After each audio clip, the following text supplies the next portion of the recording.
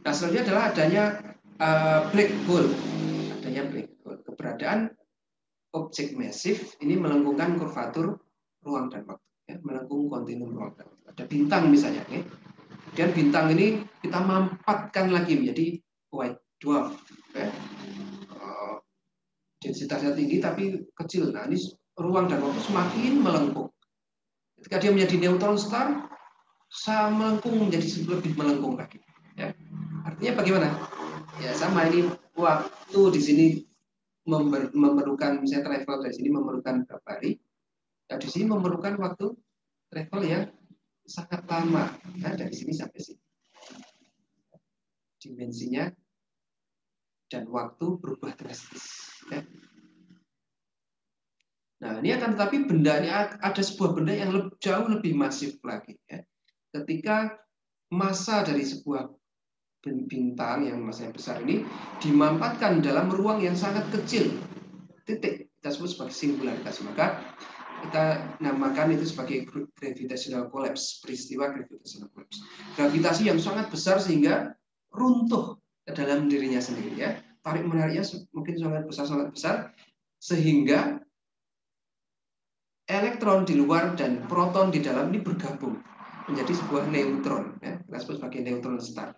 Nah, neutron star ini menjadi sangat, ketika ukurannya besar, sangat masif, bahkan ruangnya ini tidak bisa menahan lagi. Oke. Maka menjadi kolaps dari sebuah titik yang kita sebut sebagai singularity. Ya. Jadi semua massa dimampatkan dalam ukuran ruang yang sangat kecil, sangat titik. Ya. Kita sebut sebagai singularity. Ya. Nah, adanya titik yang ukuran sangat kecil tapi massanya sangat besar atau energinya sangat besar, ini menyebabkan lengkungan ruang dan waktu yang sangat ekstrim. Ya.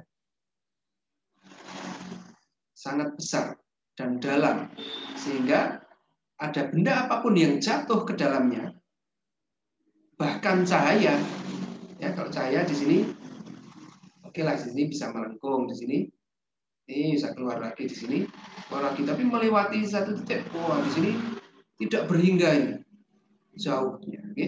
Artinya tidak akan bisa keluar dari black hole ini selamanya, ya. Apapun, benda apapun yang jatuh ke dalamnya, termasuk cahaya, tidak bisa keluar lagi. Ya, itu adalah sebuah black hole.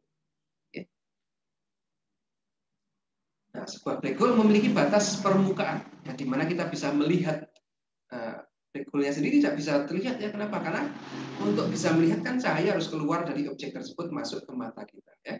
Kalau cahaya yang dari objek tersebut saja tidak bisa terlepas, maka ya benar-benar black, ya, tidak ada apa-apa di sana. Oke. Nah, ini ada batas permukaan di mana ketika cahaya, ketika sudah melewati situ, dia akan tidak bisa keluar lagi dari black hole. Ya. Ketika melewati di sini misalnya, nah ini mungkin akan terbelokkan saja. Ketika di sini akan berputar saja. Oke. Tapi begitu melewati event horizon, hilang, tersedot oleh black hole. Oke. Nah, radius dari permukaan tadi kita sebut sebagai Schwarzschild radius, bisa dihitung. Ya, besarnya adalah Rs 2 kali G kali M, G konstanta gravitasi, M massa dibagi J kuadrat. Oke. Nah, di sekitar ini ruang dan waktu menjadi sangat terdistorsi di sekitar black hole. Ya. Pada jarak, misalnya ini black hole, ya. Black hole-nya adalah sebuah titik. Ruang di mana cahaya tidak bisa lepas darinya, kita sebut sebagai Schwarzschild radius. Ya. Rs. Misalnya ini 2GM per J kuadrat. Ya. Pada jarak 1,5 RS, lintasan cahaya akan berputar mengelilingi. Jadi misalnya ada cahaya, berkas cahaya datang, ada berkas cahaya datang dan mengelilingi black hole pada jarak 1,5 kalinya di sini misalnya. Maka ini akan dibelokkan oleh black hole tadi, sehingga lintasannya menjadi berputar. Itu ya, berputar. Jadi apa maksudnya lintasan berputar? Ya, artinya kalau kita berdiri di sini, ya, kita bisa melihat belakang kepala kita. Ya. Kenapa? Karena cahaya dari belakang kepala ini diputar oleh black hole hingga sampai ke depan kita. Jadi kita bisa melihat rambut di belakang kita bagaimana. Oke. Peristiwa aneh terjadi di sekitar situ. Ya. Pada RS cahaya akan redshifted pada saat RS ini. Ya. Bergeser ke arah panjang gelombang tak terhingga. Dan waktu akan sangat melambat. Jadi seolah-olah terhenti. Ya. Semua terhenti di Schwarzschild radius. Ya. Time freeze berhenti. Kita melihat teman kita atau jatuh masuk ke dalam black hole, begitu sampai di event horizon, waktu menjadi sangat elongated, sangat dilatasi waktunya sangat besar ya. Jadi 1 detik di kita ya selamanya di sana ya. Beratus-ratus tahun menurut kita yaitu di situ baru hanya sekian detik ya. Jadi hanya waktu berhenti seolah-olah berhenti di event horizon. Oke. Jadi kalau Anda tertarik untuk melihat lebih, mempelajari lebih banyak, ada cari banyak informasi di YouTube dan sebagainya. Kemudian ada yang namanya wormhole. Misalnya kita mau travel ya dari Indonesia nih, dari Indonesia di sana kita mau travel ke Brazil, oke? Dan kita harus mengelilingi curve ini ya, space time yang curve ini menempuh jarak 20.000 kilometer. Tapi ternyata ada jarak lintasan yang lebih pendek ya. Kalau kita melubangi bumi, ya. Nah, pas sampai ke sisi lain dari bumi melalui sebuah tunnel, ternyata jaraknya cuma 12.000 kilometer. Tunnel ini yang kita sebut sebagai analogi dari sebuah wormhole. Ini kan 2 dimensi ya, ruang 2 dimensi kita bisa melalui 3 dimensi. Oke. Jadi lebih cepat. Oke. Dengan analogi yang sama, kita juga sama. Kalau ruang 3 dimensi ini adalah curve, mungkin ada kemungkinan kita bisa travel ke tempat yang sangat jauh melalui sebuah tunnel ya, yang melintasi ruang waktu tadi, sebagaimana terowongan menembus bumi dari Indonesia ke Brasil, ya, maka jaraknya akan jauh lebih singkat. Oke. Mungkin tidak terowongan menembus ruang waktu, menembus space time, ya bisa jadi secara teoritis bisa terjadi. Ya.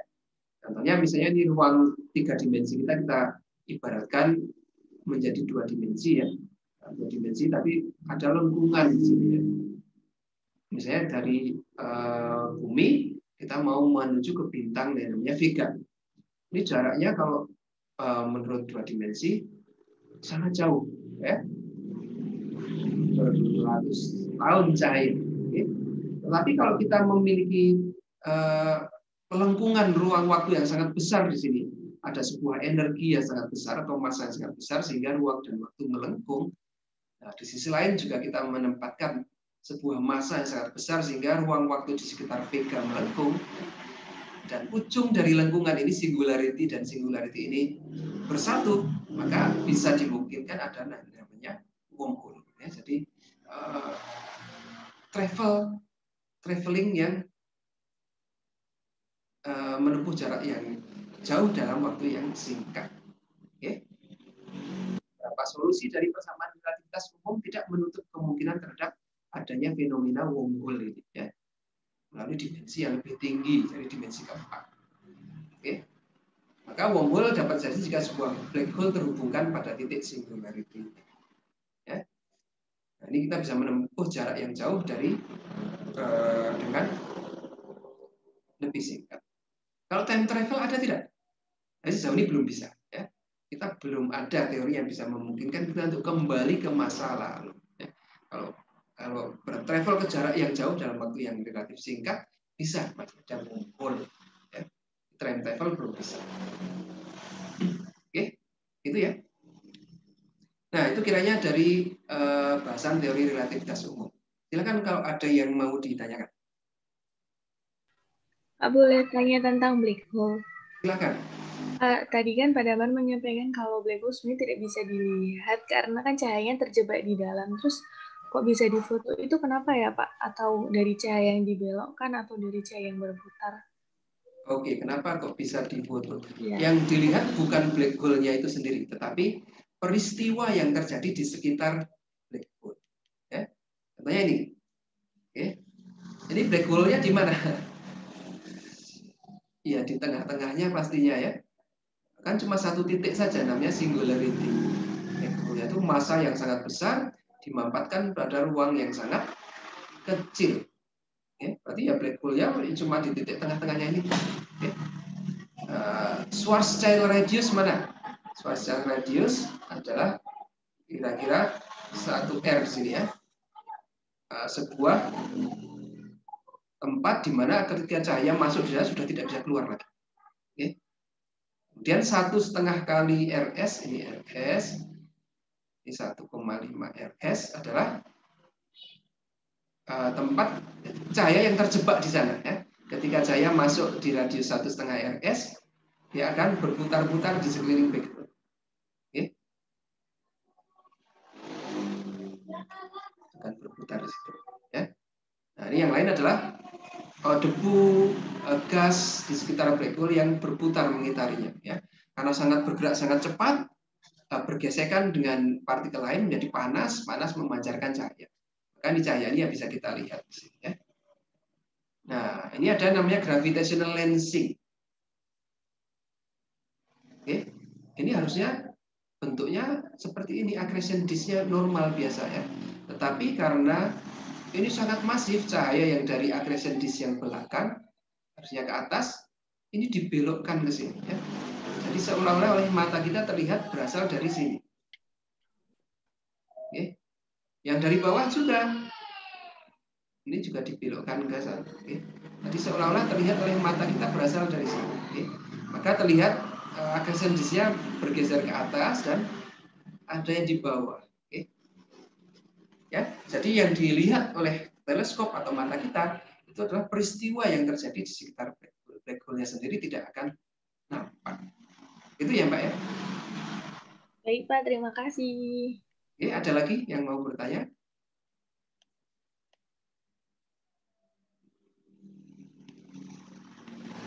Sudah cukup? Saya ingin bertanya, Pak. Oke, silakan. Jadi dari tadi beberapa peristiwa tadi, apakah ada efeknya bagi bumi kita, Pak? Karena ada kejadian misalnya perubahan suhu atau gimana, Pak? Efeknya apa? Contohnya? Kalau black hole tadi misalnya, apakah ada pengaruh ke bumi kita nggak, Pak? Kejadian di black hole itu? Ada. Oke, sesuatu yang berotasi tadi menimbulkan yang namanya gelombang gravitasi, ya, gravitational wave. Oke. Nah, ini efeknya bisa terdeteksi oleh bumi kita. Jadi bumi kita ditarik di sini dan dimampatkan, ditarik, dimampatkan, ditarik, dimampatkan. Ya, ketika terkena gelombang gravitasi. Oke. Tetapi karena lokasinya yang sangat jauh dari bumi, maka efeknya tidak begitu dirasakan. Ya. Jadi perubahan dimensi bumi ini cuma bergerak sebesar 1/1000 dari diameter proton. Ya. Jadi perubahannya sangat kecil sekali. Oke. Akan tetapi kalau kita lokasinya sangat dekat dengan sumbernya, dengan black hole-nya, ya pasti akan berpengaruh ya, ada pengaruh yang sangat besar. Oke. Nah, oleh karena itu untuk memahami ini tugasnya agak berbeda yang lecture 2 dari relativitas umum ini ya. Tugas-tugas yang lainnya mengerjakan soal. Anda lihat di slide ini kan tidak ada soal yang berwarna kuning ya. Nah, tugasnya tidak soal. Di sini kita nanti akan mereview fakta ilmiah di sebuah film. Paling enak ini fisika modern ini, tugasnya nonton film. Ya. Jadi tugas untuk fisika modern pertemuan 2 ini adalah kita akan mengevaluasi fakta ilmiah dari sebuah film yang sangat banyak konten relativitasnya. Ya. Nanti Anda search, cari sendiri ya. Filmnya judulnya Interstellar 2014. Ya. Atau kita nobar aja besok di pertemuan ketiga sebelum tugas ya.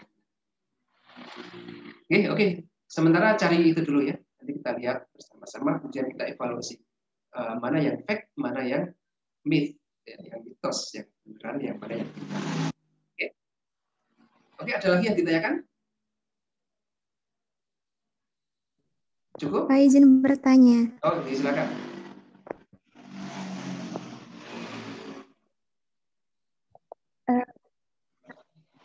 Black hole itu dapat dideteksi oleh cahaya yang melengkung ya Pak.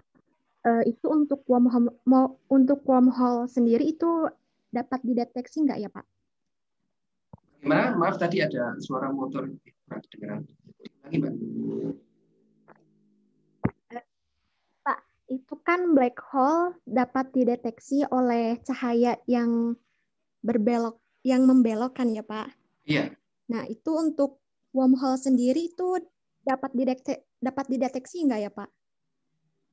Semuanya, semua yang memiliki gravitasi yang besar itu akan membelokkan cahaya. Bukan cuma wormhole atau black hole, bahkan seperti matahari pun juga bisa membelokkan cahaya. Oke? Maka indikasi adanya sebuah black hole adalah seberapa besar belokannya. Kalau misalnya di mana ya kita ada materi pembelokan cahaya, ini gravitational lensing ya. Misalnya ini kan tergantung seberapa besar pembelokannya, ini kan tergantung gravitasinya, besarnya gravitasi ya. Kalau ada matahari tergantung besarnya gravitasi dan proximity, kedekatan lokasi dari sumber gravitasi tersebut. Oke. Jadi harus ini ya, proximity dari dekatnya. Oke. Ini semakin dekat dengan mataharinya, semakin bergerak. Nah, berapa jauh besarnya gerakan ini? Ya ditentukan oleh seberapa besar gravitasinya. Oke. Kalau gravitasinya kecil, misalnya cuma bintang yang masanya kecil, ya akan sedikit saja berbeloknya. Kalau ini sebuah black hole, maka yang di sini pun, saya di sini pun akan bisa jadi terlihat di sini, ya. Atau saya di belakang pun akan terlihat di semua sisi seperti ini. Oke. Ini ketika yang membelokkan adalah sebuah benda yang masanya besar, sebuah galaksi. Membelokkan ya. Itu ya, bisa dideteksi dari peristiwa-peristiwa aneh di sekitarnya tadi. Ya. Ada pembelokan cahaya, gravitational. Yang paling banyak dipakai memang gravitational lensing. Adanya pembelokan cahaya dari objek di belakangnya tadi, sehingga harusnya kan lurus cahaya berbelok lurus, tapi ini ke segala arah, tapi nanti membelok. Ini jadi seolah terlihat dari berbagai sisi. Gitu ya. Anda tertarik di astronomi, ada mata kuliah astronomi itu yang ditawarkan kok di pendidikan fisika. Apakah bisa untuk cross prodi atau belum? Itu ya, Mbak. Ada lagi yang mau ditanyakan?